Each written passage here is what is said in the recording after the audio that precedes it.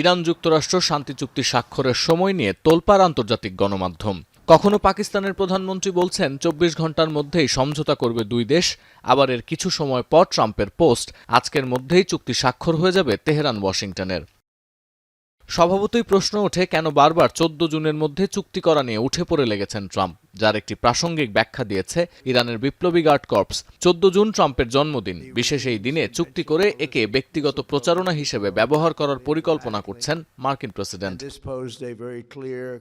পাকিস্তানের প্রধানমন্ত্রী শেহবাজ শরীফ দ্বিতীয়বারের মতো জানান আজকের মধ্যেই ইরান যুক্তরাষ্ট্র শান্তি চুক্তি স্বাক্ষর হবে। শনিবার রাতে ট্রুথ সোশ্যালের পোস্টে একই কথা জানান ট্রাম্পও। পোস্টের শুরুতেই ২০১৫ সালে ওবামা আমলে হওয়া পরমাণু চুক্তির সমালোচনা করেন মার্কিন প্রেসিডেন্ট। এরপর ইরানের সম্ভাব্য চুক্তি স্বাক্ষরের কথা উল্লেখ করে দাবি করেন সমঝোতার সঙ্গে সঙ্গে সচল করা হবে হরমুজের জাহাজ চলাচল। তবে স্পষ্ট ইঙ্গিত দেন সবকিছু শান্ত হলে ইরানের ইউরেনিয়াম মজুদ ধ্বংস করতে আবারও সেখানে অভিযান চালাবে মার্কিন সেনারা। বিশ্বকাপ দেখুন বায়োস্কোপ প্লাসে, সব নেটওয়ার্কে, সব ডিভাইসে। এদিকে চুক্তি নিয়ে ট্রাম্পের চূড়ান্ত উচ্ছ্বাসের পরেও হোয়াইট হাউস সূত্রের দাবি ১৪ জুন রোববার প্রেসিডেন্টের দিনপঞ্জিতে ইরান চুক্তির ব্যাপারে কিছুরই উল্লেখ নেই।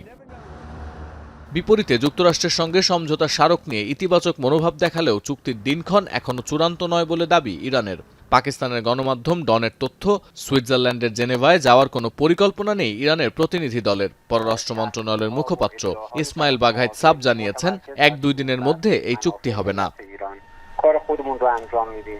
যদিও প্রজাতন্ত্রের অনেক কট্টরপন্থী সমর্থক এই চুক্তির বিরুদ্ধে অবস্থান নিয়েছেন। তাদের আশ্বস্ত করে ইরানের বিশেষজ্ঞ পরিষদ জানিয়েছে সমঝোতা স্মারক নিয়ে আতঙ্কের কিছু নেই। সর্বোচ্চ নেতা মোস্তফা খামেনির নির্দেশ মেনেই আলোচনার অগ্রগতি হচ্ছে। যুক্তরাষ্ট্র ও ইরানের প্রস্তাবিত সমঝোতা চুক্তির ধারাগুলো আনুষ্ঠানিকভাবে প্রকাশ করা হয়নি। বিভিন্ন সূত্র বলছে চুক্তির পর সচল হবে হরমুজ। ইরানের বন্দর থেকে যুক্তরাষ্ট্রের নৌ অবরোধ তুলে নেওয়া হবে। ইরানের ওপর নিষেধাজ্ঞা শিথিল ও জব্দ করা অর্থের কিছু ছাড় দেওয়াও হতে পারে। তবে প্রাথমিক চুক্তিতে পারমাণবিক ইস্যু থাকছে না। পরবর্তী ৬০ দিনে আলাপ আলোচনার ভিত্তিতে এ নিয়ে সিদ্ধান্ত হবে। সতীর্থ কর্মকার, এখন বিশ্ব।